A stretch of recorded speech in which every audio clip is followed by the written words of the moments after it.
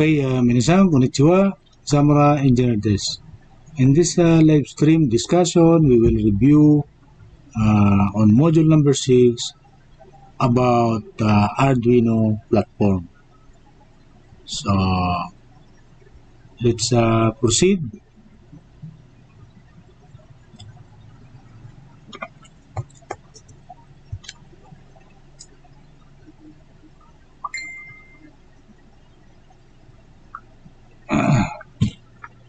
So, let's again take a look at problem number 1. So, what is Arduino? Okay, so Arduino is A, programming language, B, image editing software, C, open source electronics platform, D, text editor.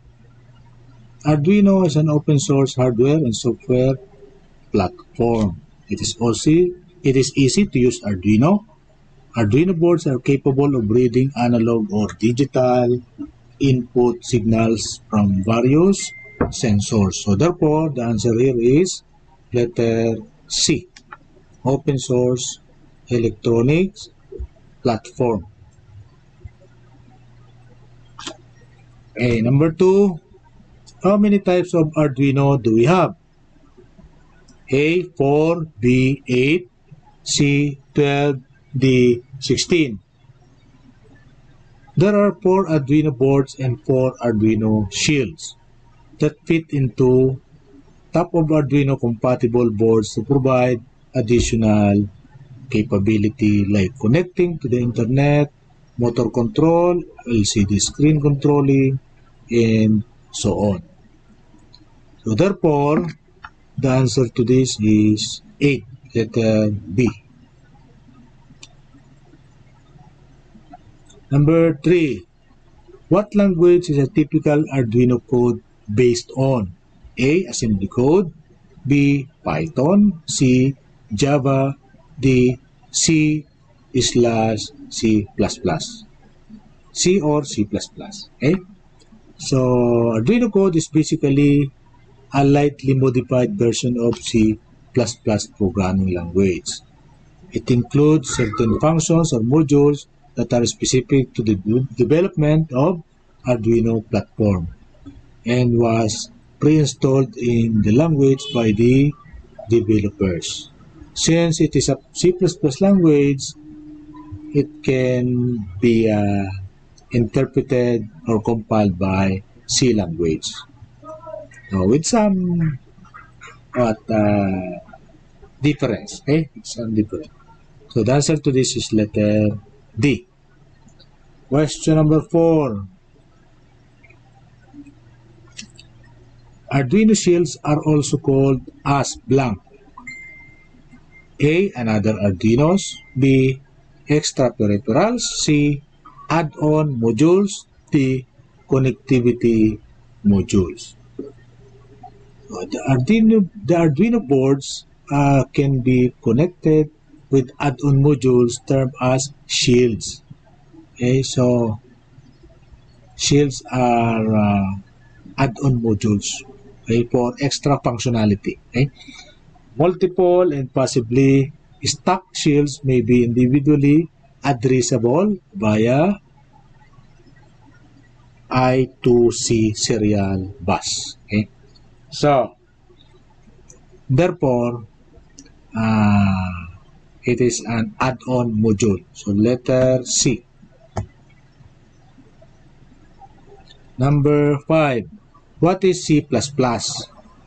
C++ is an object-oriented programming language. Letter B. C++ is a procedural programming language. Letter C. C++ supports both procedural and object-oriented programming language. Letter D. C++ is a functional programming language.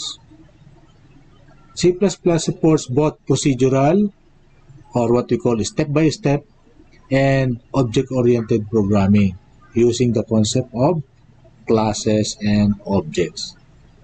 Because C++ program can be interpreted by the base programming language, which is C language.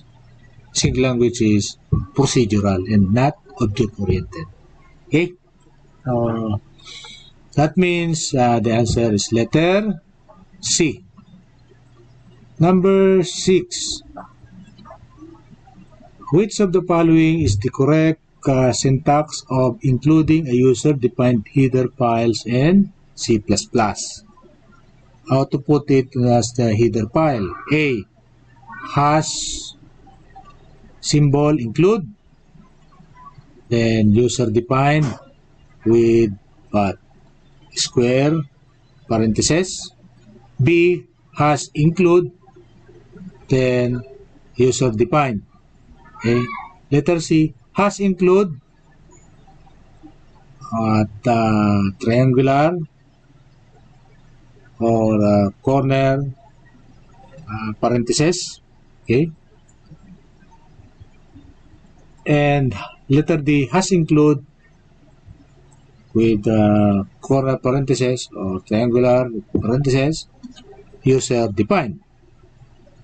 C++ uses double quotes to include a user-defined header file. So, therefore, double quotes, that is letter B. This is the correct way we should use header files in C++. So, number 7. Arduino IDE consists of 2 functions. What are they? Letter A, loop and build and setup. So, they are just consisting of 2 functions. Letter A is 3, therefore, letter A is not the answer. Letter B, build and loop function. Letter C, setup and build function. Letter D, setup and loop function. Setup is called once in a program when a sketch starts after power up. It is used to initiate variables, initialize it, input and output pin modes, and other libraries needed in the sketch. Okay. Loop function is used after the setup has been called. Function loop is executed repeatedly in the main program. It controls the board until the board is powered off or is reset. So therefore, setup and loop. The answer would be letter D. Number 8. Arduino codes are referred to as blank in the Arduino IDE. A. Sketches. B. Drawings. C. Links. D. Nodes. Any Arduino code that is saved using the Arduino IDE is referred to as sketch by the Arduino IDE. These sketches are nothing but the code saved in a file with the extension name being .ino. Okay, so it is actually the program, the software. Okay. We call it sketch. Number 9, what is the default bootloader of the Arduino UNO? A. Airboot. B. GAG. C. OptiBoot bootloader. D. Bare box. OptiBoot bootloader will take 512 bytes, leaving 32,256 bytes for application codes. Due to its small size, larger uploadable sketch size is achieved. So very efficient bootloader, which is called OptiBoot. Answer is letter C. So number 10. What does P refer to in 80 Mega 328P? What P means? It means A. Programmable on chip. B. Power. Pico. C. Production. D. Pico Power. So, Pico Power technology employs advanced features like multiple clock domains, DMA, and event systems to minimize power consumption. That is what we mean by P. Pico Power, meaning very small. Okay. So, therefore, that is our last question for this module. Again, this is Dr. AP, preaching engineering for nation building. See you immediately on the next following